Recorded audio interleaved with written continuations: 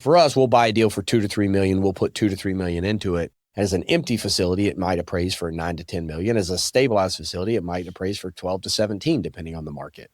And that value add is awesome, but it takes a while. So for our deals, they are slower development deals. We pay a higher return. Welcome to the Physicians and Properties Podcast, the show where we teach you how investing in real estate can give you the freedom to practice medicine and live life how you want. Doctor! Now, here's your host, Dr. Alex Schloe. Welcome back to another episode of the Physicians and Properties Podcast. This is the podcast where we teach physicians how investing in real estate and entrepreneurship can give you the freedom to practice medicine and live life how you want. Today's guest is someone who truly embodies this message in every way. Clint Harris is a professional real estate investor, capital raiser at Nomad Capital, founder of Going Coastal Property Management, host of the Truly Passive Income podcast, most importantly, a Christian, and he's raised capital for over 150 million. He's raised capital for 150 million in stabilized assets. He's built an incredibly unique portfolio across multifamily, Airbnbs, self-storage, and he has a mission centered around helping people create independence of purpose, and he has a soft spot in his heart for physicians. Clint, thank you so much for being here, man. Thank you, Alex. I really appreciate the time. Great to connect with you again. We had a great interview last time, so thanks for that. And I'm excited to do it again. Absolutely, brother. This podcast was a long time coming, and so really grateful to have you on the show. And I know that there's a lot of wisdom and value that you're going to bring. So I guess before we get really deep into the weeds, what's one thing that you're most excited about sharing with physicians today on the podcast? Oh, that's a great question. Let me preface this by saying that I said that we had another interview, and it was when you came on our podcast, and you set a very high bar. I really appreciate that. Very helpful. I'm going to do the best I can to try to provide value any way that I can. In terms of, with physicians, and what I want to share is really that I was a part of that world, was a very small part of a machine that did a great job healing people in South Carolina. And then in North Carolina, I was in medical sales, just implanting pacemakers and defibrillators. So not a physician at all, but I love being a part of that community and watching those people create so much health and good things for other people around them. The biggest thing for me is that a lot of physicians go from a position of not making a lot of money and having a lot of debt to suddenly making money. And a lot of times lifestyle creep comes in, and next thing you know, people end up in that situation where they've got the house, the car, and the bills that go along with it. And that lifestyle creep has happened to a group of people that probably had their ability to save their way to retirement at one point in time. And a lot of times that they just follow conventional quote unquote wisdom and they start spending that money, a lot of times they end up with those golden handcuffs that we all talk about. And you get to the point of you can't really break that cycle unless you really change your lifestyle, and nobody wants to do that. And around that time, a lot of physicians start looking for alternative pathways to invest in and make money. And one of the things that I would say is that real estate is something that for thousands of years has created a tremendous amount of wealth around the world for a long time. But in order to have success with real estate investing, you have to have three things. It's time, it's experience, and money. And just in the same way that I think sometimes physicians are not always the best patients, sometimes they don't always give themselves the best self-assessment when it comes to this inventory of what you need, because physicians typically do have money, they have capital, but what they don't have is time. And without time, it's very hard to get experience.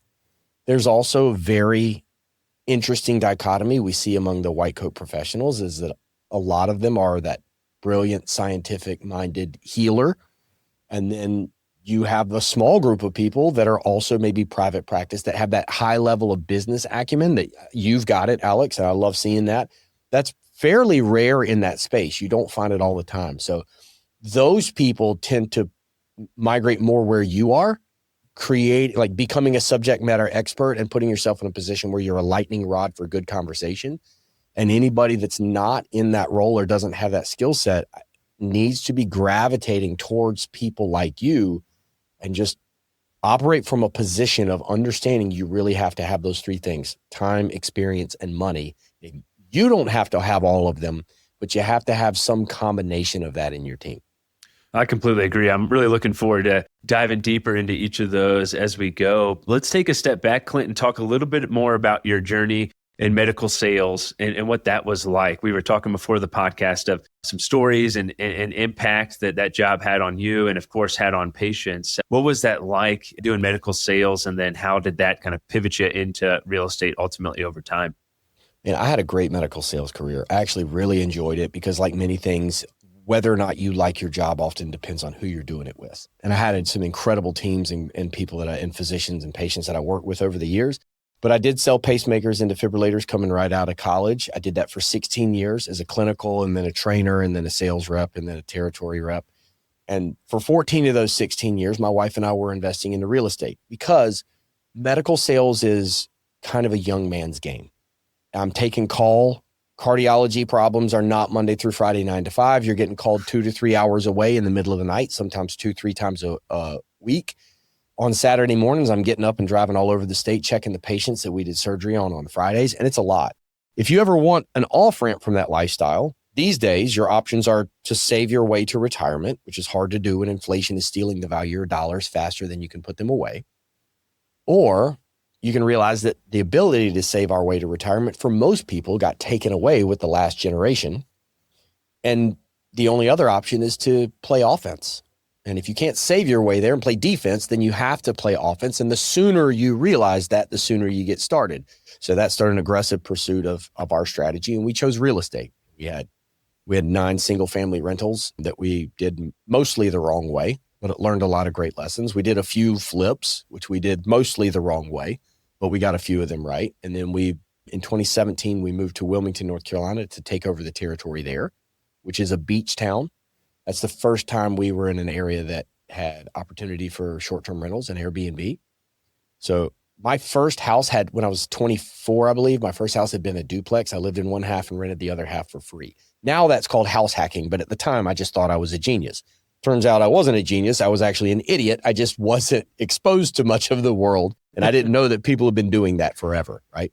But I remembered that when we moved to Wilmington in 2017, my wife and I bought a duplex 2 blocks off the water in Carolina Beach, a little island right off of Wilmington, beach town where we live. We lived in one half, we rented the other half. It paid for the whole house, and we averaged getting paid around $1,200 to $1,400 a month on top of all of our bills.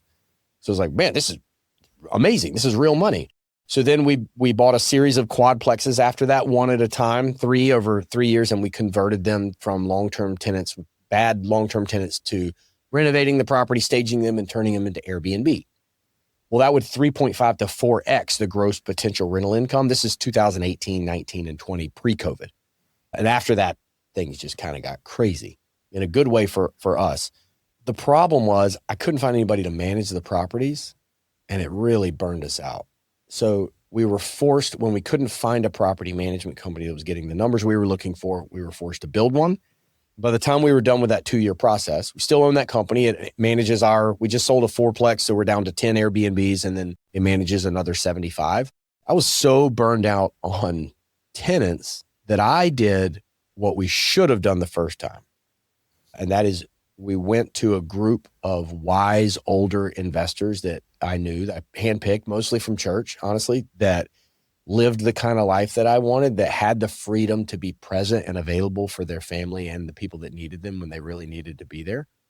And I asked them what they were all doing. And you know how real estate people are. They go through like these cycles of trying all these different things over a 50-year period usually. And so my question was, where did you land? Like, what's the end result that I can start working backwards from? And it was 3 things. It was hard money lending, mobile home parks, and self-storage. I was burned on tenants. I was not interested in mobile home parks. I didn't have the money for hard money lending, and that left storage. And I was like, wait a minute. No kitchens, no bathrooms, no one living in the property. I don't have 6 to 8 Airbnb guests every weekend, and I'm renting someone a box of air. I'm in. And then I started my pursuit of that through networking locally. I met my partners, Eric and Levi Hemingway. They're a father and son team that founded our group. They had been doing several self-storage conversions, buying warehouses and converting them into storage. And that slapped me across the face. It just jumped out at me because of what I'd been doing, buying small 4-plexes and converting them to Airbnbs. I saw what happened. If you change the asset class, you change the formula by which the asset is valued, then it creates this massive potential for forced appreciation. And so we bought a Kmart building. We bought a Kmart building in Reidsville, North Carolina for $1.5 million. We put $2.5 into it. We were into the building for $4 million. And as a stabilized asset, the appraisal came in at $9 million. We're like, oh, it's amazing. This is real. And that one was pretty cool because I was working at the hospital and I picked up the phone. I made 15 phone calls. 12 of my physician buddies said yes, and we did the deal. And I was like, oh man, raising capital is easy. Who knew? And the deal went really well. So then we did another one. We did another Kmart. That second one was in Danville, Virginia. We bought it for $2.5. We put $3 million into it, and we sold it this past July for $9.53. So in 37 months, we were all in 5.5 and we sold it for 9.53, which is a quick turn. It usually takes close to 3 years to build a new facility from the entitlement, permitting, engineering, construction. But instead, we can take an old building, we can convert it in a year, 10 to 12 months, and then be stabilizing it and filling it up. So that went well. At this point, we did another. I took my surgical scrubs and my lead vest off for the last time in November of 2022. We've been doing this full time ever since. We were about 150 million in assets under management. And this past Monday, we closed on another 171,000 square foot Kmart with a giant retail strip center as well along with it. And the goal is 500 million in 5 years and $1 billion in 10. Man, congratulations on all the success and so fast. And I think one reason you did so well is you are willing to put yourself in that position where you did make some mistakes and you learned from it and you kept going. So I wanted to hit on, you mentioned your first properties and your first deals that you made some mistakes. What were some of those early mistakes or maybe inflection points that shaped your investing philosophy as you continued to grow, scale, and then pivot into self-storage? If you want to talk about mistakes, we're going to have to turn this into a mini series, but I've got them in spades, man. You know, one of the first lessons that actually my partner, Eric, learned when he built his first self-storage in 2006 was he built in anticipation of demand. He built it in the middle of a community of 3,500 homes coming to the area, and he was perfectly positioned. So he built it in 2006, and then we all know what happened in 2008. And that giant development stopped. Now, the cool thing was that at the time, Eric and his wife, Rachel, and their 5 kids bought a 36-foot catamaran sailboat, sight unseen, and went and they sailed Greece and Africa for 3.5 years and actually stopped and had their 6th kid in Jerusalem, sailed across the ocean and landed back in Wilmington where they are. They lived on the boat for 3.5 years because they had a commercial asset that was allowing them to make it through that really dry time in the economy. They still own that facility, by the way, have doubled the size of it since then. But that one started off really, really slow because the mistake was building in anticipation of demand. That is a mistake. Now, the end result is it turned into the idea that eventually became Nomad Capital, because a nomad is somebody that goes where they want, when they want, and does what they want because they have that freedom of finances, time, and location independence, right? So it turned into something beautifully, but that was a real struggle, right? And then I can't tell you how many challenges that there have been through the construction and permitting process. Like you take some of the old buildings that we've converted are like Kmart's, grocery stores, warehouses, textile mills, army sock factories, boot factories, carpet factories, furniture stores, an old soda bottling facility. Like these are not designed to be self-storage. And we have to do phase 1s, phase 2s, mitigation studies. It could be something as simple as you go under contract on a Kmart and then find out that, well, this little section over here was an oil change area. And now you have to do $2 million in mitigation to remove 25 feet of soil and pay to get that cleaned and replaced. And it's a lot of things that, it looks easy. Self-storage conversions, on paper, it's not rocket surgery. You just buy a big box and you chop it up into a bunch of little boxes. But the reality is the road to self-storage conversion success is paved with the dust from the bones of people that thought they could pull it off. It's challenging. And we're not successful because of me. We're successful because of my construction partners. They're amazing. Well, it always takes a team for sure. And I love something you mentioned in terms of Nomad Capital and what that means. What a cool name, what a cool meaning. And I think that's what, a lot of physicians who are listening to this podcast are after is some degree of financial freedom, the ability to practice medicine, not because they have to, but because they want to, and they want to design their own life. And so I think that folks can really relate to that and relate to Nomad Capital's mission. Let's talk about you personally, Clint. When you took the scrubs off for the last time, what was that like for you? What kind of emotions were you having? And was there a point where you were like, I got to do this to achieve the life that I want to live? Yeah, there was a moment at the Best Ever conference, which is a real estate conference. It used to be in Denver, now it's in Salt Lake City. And there was a moment I was standing there at the railing. I'd taken time off work, which I never did for this conference. I was standing at the railing looking out at the mountains, and I had a moment. I was like, oh man, I got to leave my job. How am I going to do that? These are patients. These are physicians. These are nurses. These are mid-levels that I really care about. I want to make sure they're provided. How do I do this the right way? And the amazing thing was a friend of mine came by and snapped a photo right at that moment. And I have it framed just to remind me of that moment and what that looked like. And one of the things I found is two things happened. The one thing is that the company I was with made some boneheaded decisions and got kicked off contract. And I was actually part of a reduction in force, and I was let go about a year before I was trying to step away, which in some ways created some challenges, but the other, like, it really preserved all those relationships that meant so much to me because it wasn't my decision. And I was really wanting to do that the right way, and that got taken away from me. And part of that's bad, but part of that is beautiful, right?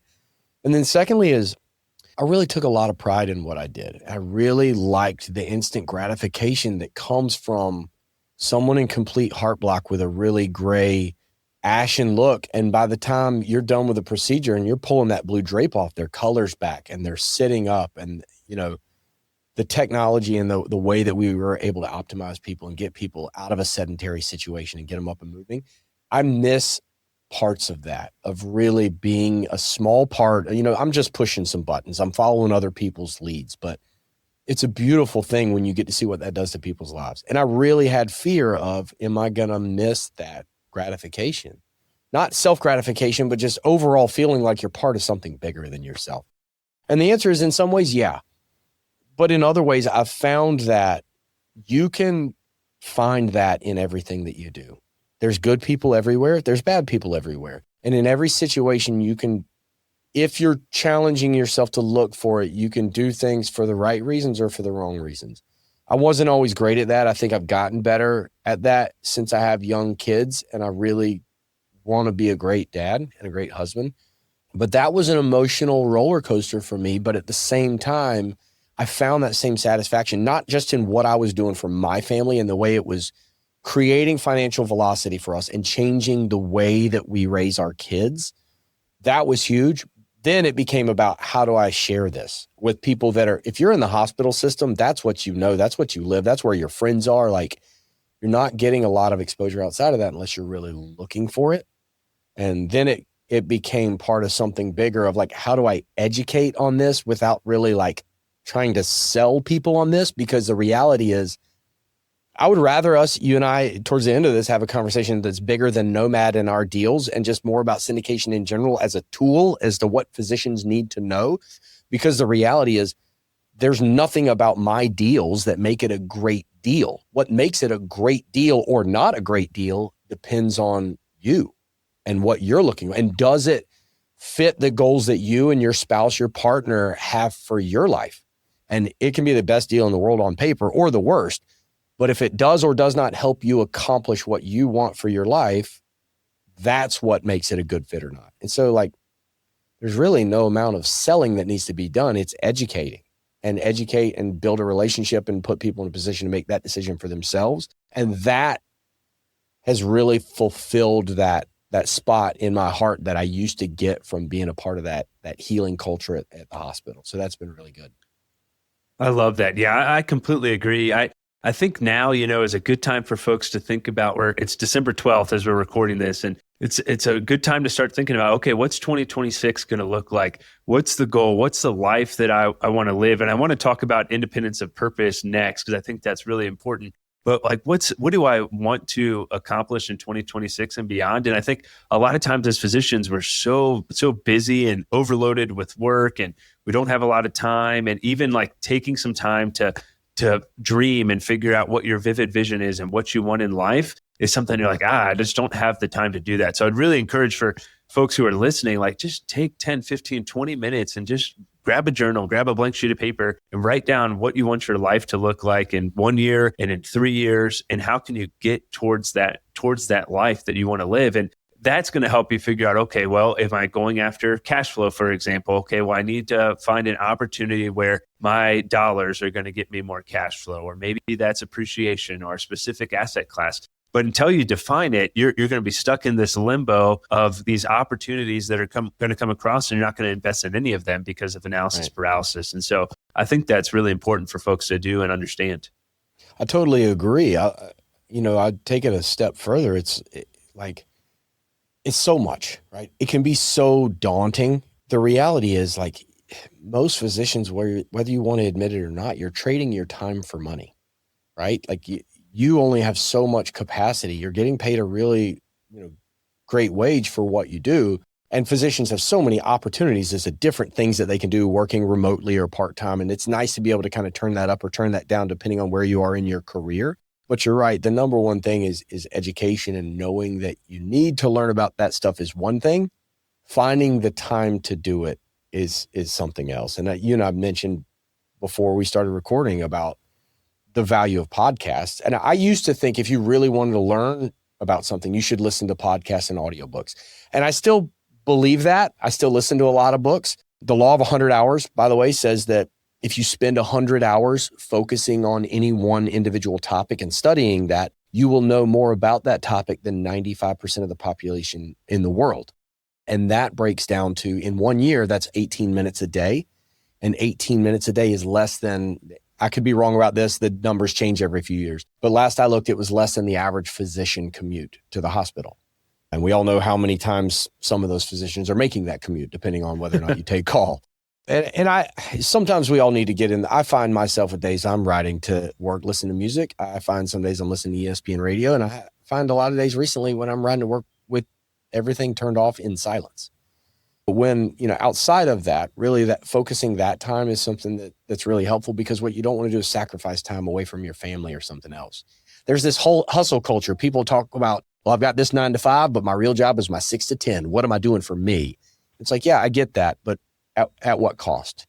You know what I mean? What are you going to sacrifice that? The real key is picking your lane. And I think what you said earlier is really, really important about goal setting. I think maybe that's an appropriate conversation to have at this point in time of the year, is with your spouse. I would highly recommend you to sit down and ask yourself some really serious goal questions. In fact, you should probably go to Gemini or ChatGPT and tell them to be a world-class career and marriage counseling professional, and to interview you with a series of questions that's going to make you think intentionally about your year. And before you do that, you should probably go into the personalization section and take out the chatty and agreeable persona and change it to, I want you to be my relentless life coach and mentor. I have thick skin. If my ideas are trash, I need you to tell me why my ideas are trash and push me forward in an effort of being the best husband, the best father, and the best professional that I can be. It will change the tone in which it answers those questions. And then you should write down what life looks like a year from now, 3 years from now, 5, 10, and 20 years from now. And you say, this is the kind of health I want to be in. This is a relationship I want to have with my kids. This is a relationship I want to have with my spouse. This is the amount of money I want to make, and work backwards from there. If you call us asking about one of our deals, the first thing I'm going to ask you is, what are your goals and what are you trying to accomplish? And if you don't know that, that's a red flag. Like, the last thing you should do is listen to this podcast and go to my website and be like, that guy sounds sharp. They seem classy. Let's invest with them. That's a bad idea. Don't get me wrong. I'm in the business of raising money, but 2 years from now, if you're frustrated with what's going on, I'm still the one that has to take that phone call.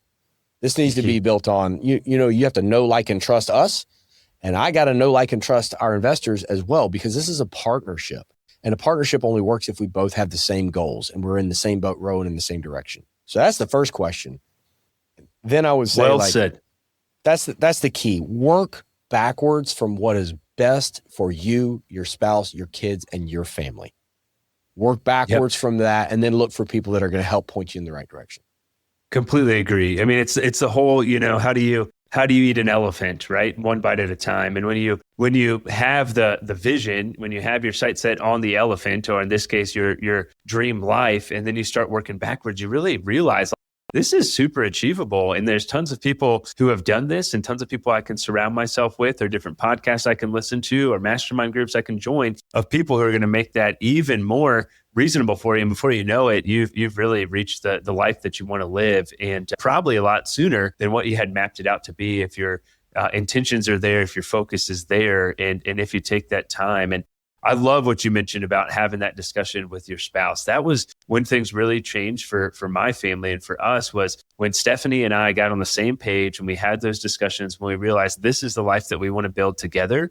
This is how we want to parent our kids. This is how we want to impact the community. This is what we want our day-to-day look like. And that just really changed everything. But until you have that conversation, you don't know. And a lot of things came up that I wasn't really expecting, to come up on her side or my side. And so it just definitely made our relationship a lot deeper. And I mentioned on the podcast before, we try every quarter to have similar conversation and ask each other, how can I be a better spouse? How can I be a better parent? And be honest with me. Same thing with the ChatGPT personalization. I want Stephanie to be honest with me and be like, hey, you're being really short-tempered and argumentative about whatever. Stop it, or whatever that may be. And so until you're willing to have that conversation with an open mind, it can be difficult to do, but communication's everything in relationships for sure. Yeah, man. And asking those questions, hey, am I showing up for you? Am I the husband you need me to be? Or hey, what do you think are my biggest blind spots that I can navigate around, right? Which ones do you think I'm capable of improving on? And which ones would be a better one for me to look for help to navigate around it, whether it's coaching or using an AI software, or this is something I'm not good at, and this is where we have a breakdown. This is a way we can compensate for that. And that's a really humbling conversation to have. But if you're approaching it from let's just get the house in order, then get the finances in order, get the goals in order, and then work backwards from the goals. And that's where I think it's a little bit of a shift, that the power of syndication and passive investment strategies is a tool that if you know about it, it's usually at that point in time, it may or may not be something that becomes an important part of your strategy and your goal setting. And that's where you have high earning income professionals like physicians that have capital, but that don't have time. And without time, you can't get experience. Come to the realization that to have success with real estate investing, it takes time, experience, and money, but they don't have to have all three.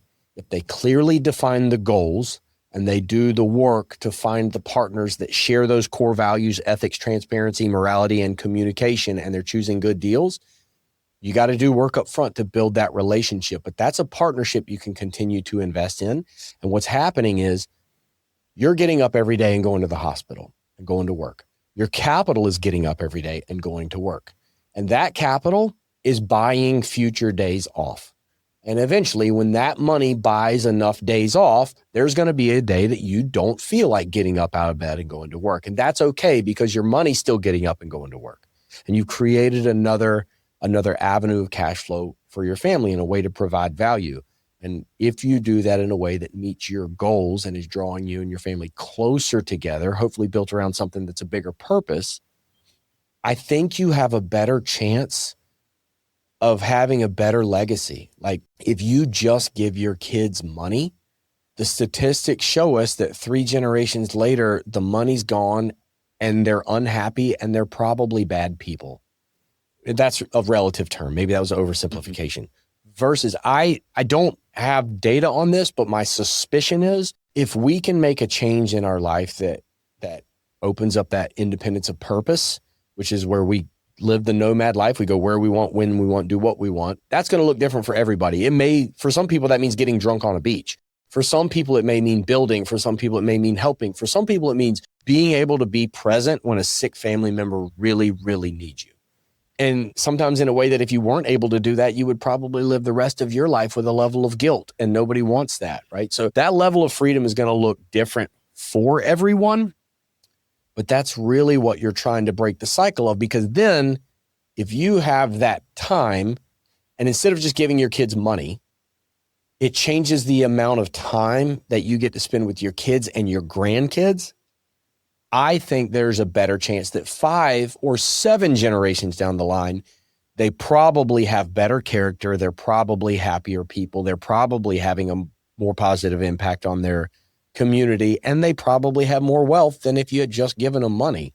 I don't know. That's all highly speculative, but we know what happens if you go the other route.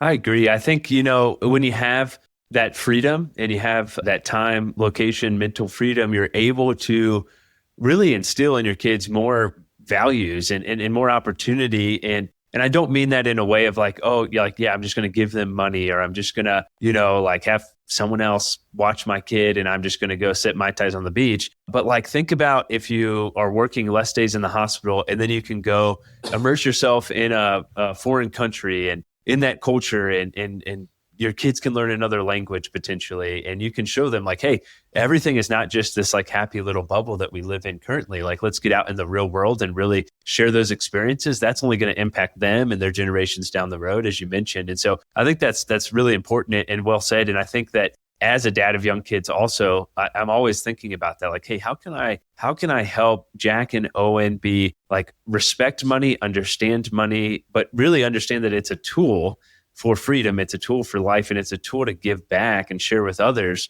And how can I exemplify that in a way that they are going to carry that on and carry that forward without that sense of entitlement? And so I'm always trying to learn more and more about that. And I think these conversations are really, really important to have. Yeah, I worry about that, right? Like I'm one of 6 kids, lower middle class family.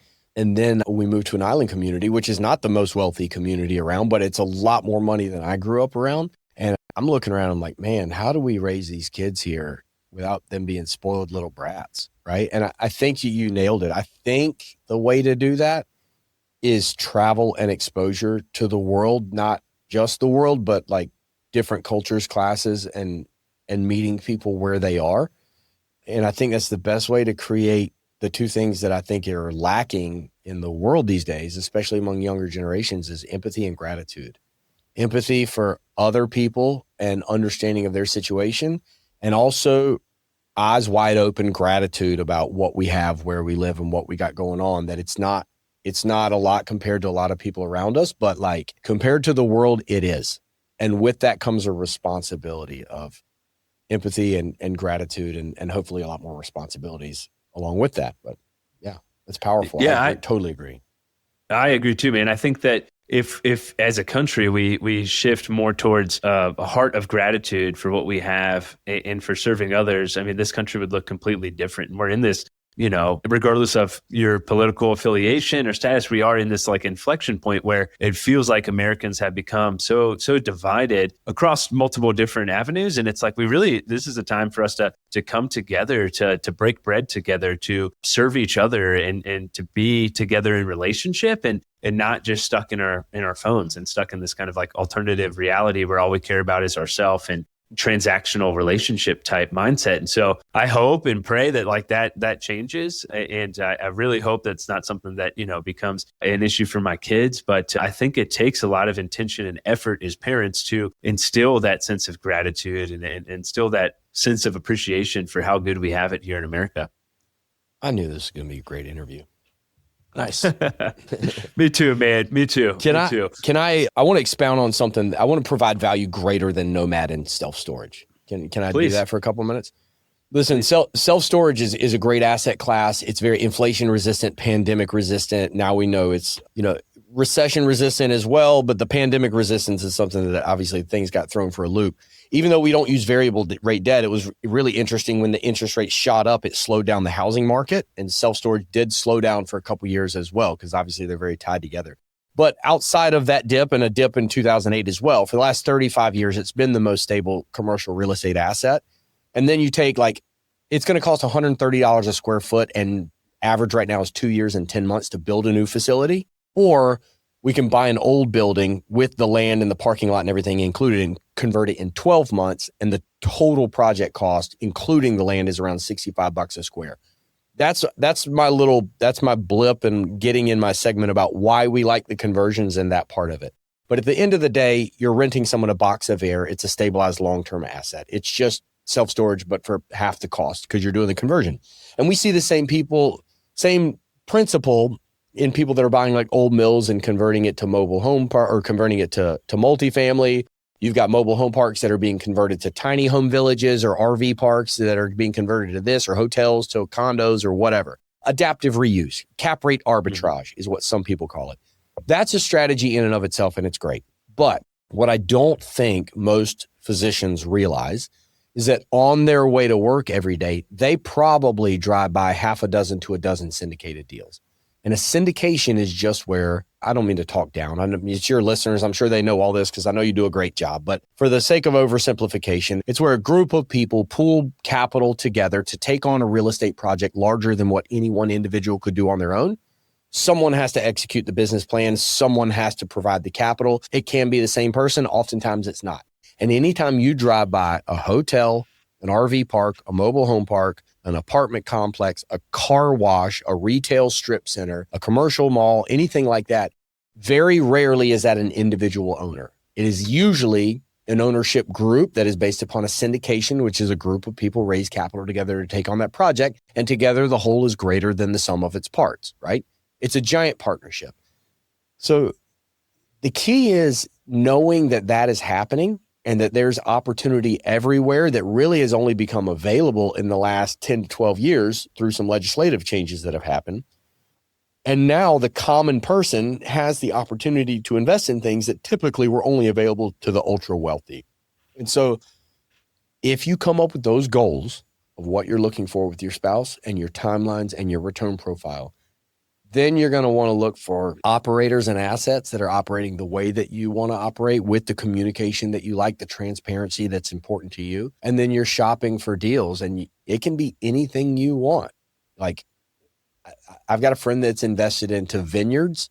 I'm invested into a beverage company. I'm invested into multifamily. I'm invested into a self-storage group that's not my group, because I'm not allowed to invest my retirement funds with Nomad Capital because it's called commingling and it's illegal because I'm a general partner. But I have that self-directed and spread out with other people because stock market's crushing it right now, but ask me again in 2 weeks, right? At some point, we know it's returning to a 50-year average and it's blowing it out of the water right now.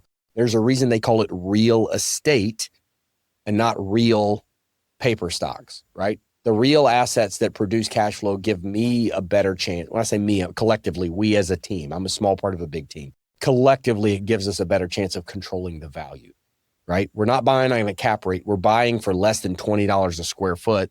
We're putting $40-$45 a square foot into it. But then when it's stabilized, the value is no longer based upon the bricks and the sticks. The value is based upon the net operating income. And that drastically increases the value. So for us, we'll buy a deal for $2 to $3 million. We'll put $2 to $3 million into it. As an empty facility, it might appraise for $9 to $10 million. As a stabilized facility, it might appraise for 12 to 17, depending on the market. And that value add is awesome, but it takes a while. So for our deals, they are slower development deals. We pay a higher return. So if you're looking for something that's going to turn over in 2 to 3 years, I'm not your guy. You should not invest with us, and I recommend you go someplace else. But all of that has to be decided based upon what you are trying to accomplish.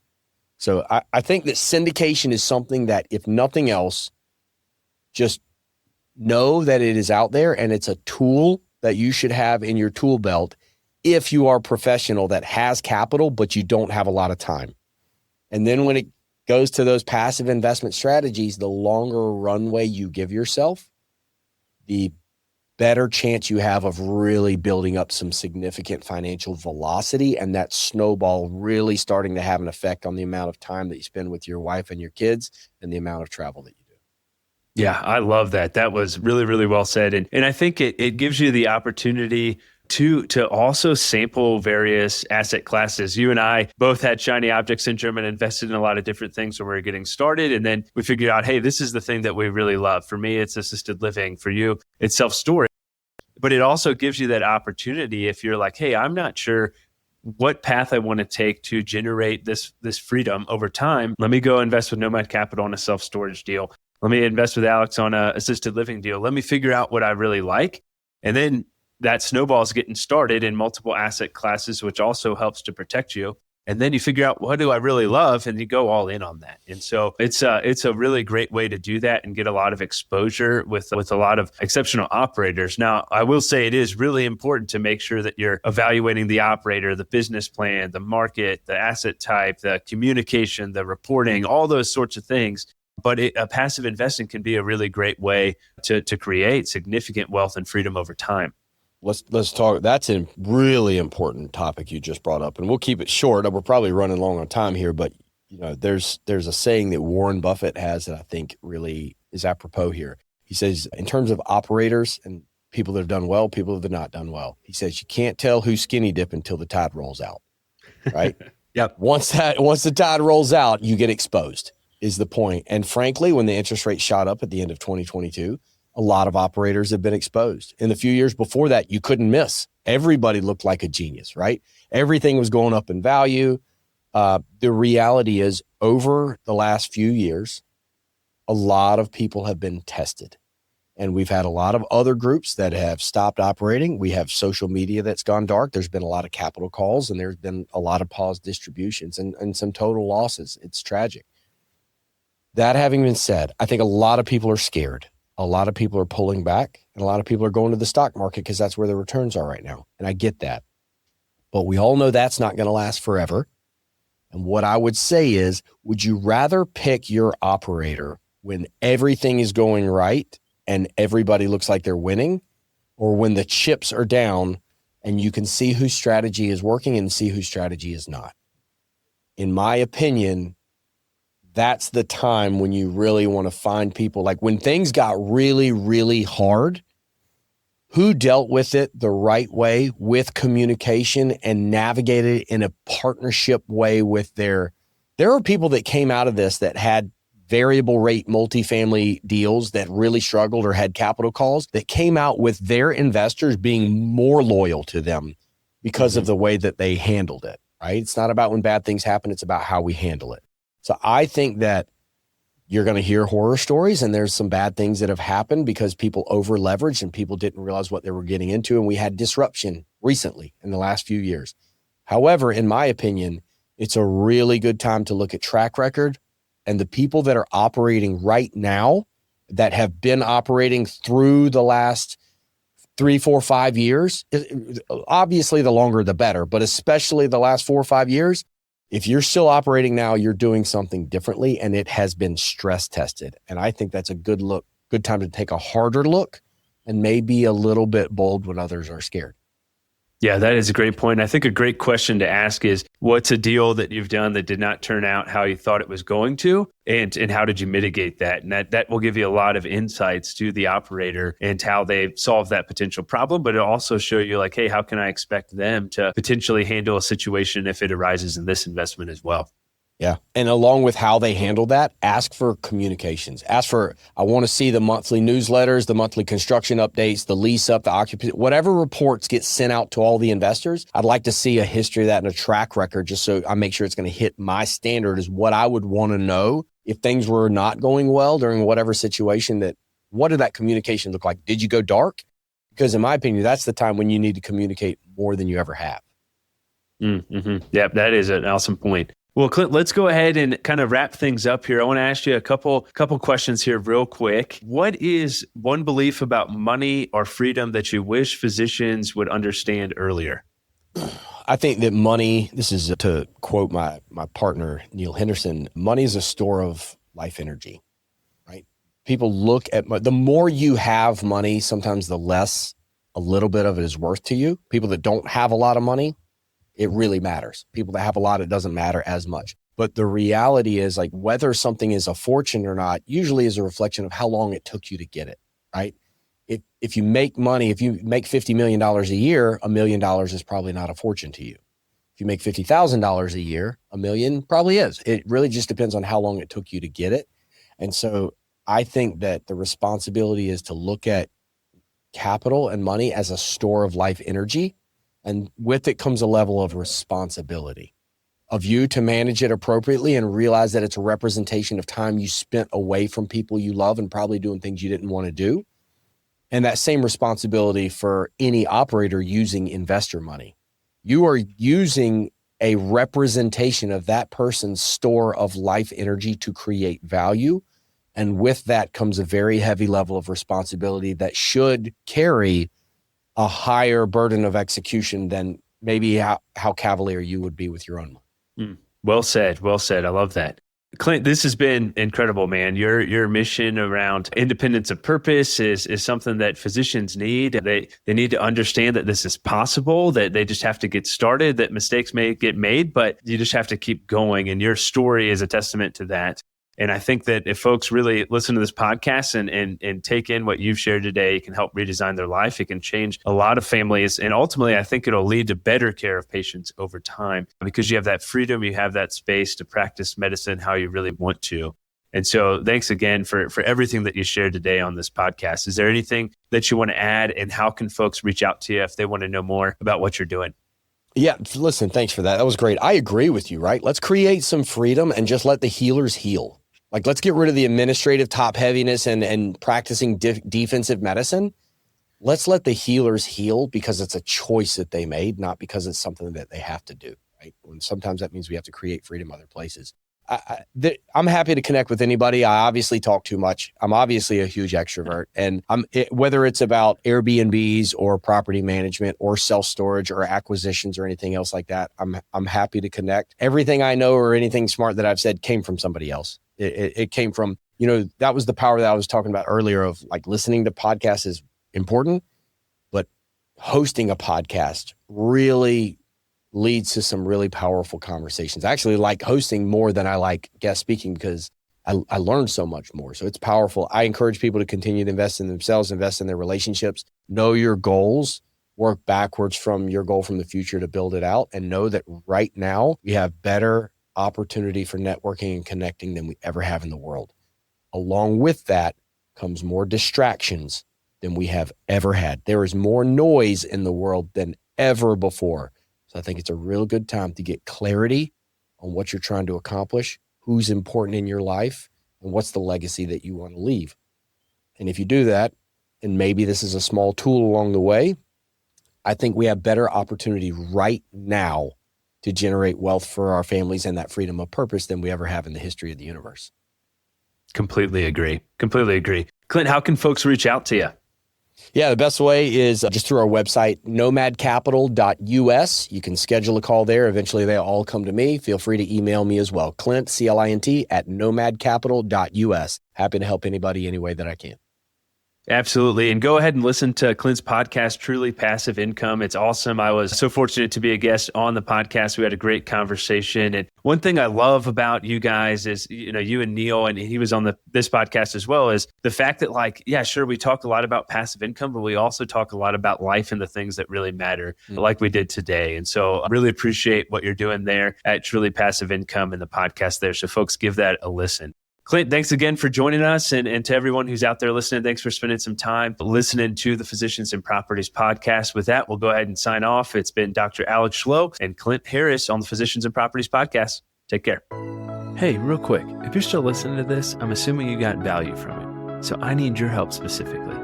My 2-year vision with this podcast is to help 100,000 physicians learn how investing in real estate can give you the freedom to practice medicine and live life how you want.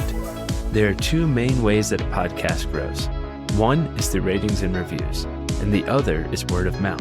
If you can please leave me a 5-star rating and review on Apple Podcasts and Spotify, as well as send this to 1 to 2 friends that you think would get value from it, we can reach the physicians that we want to reach.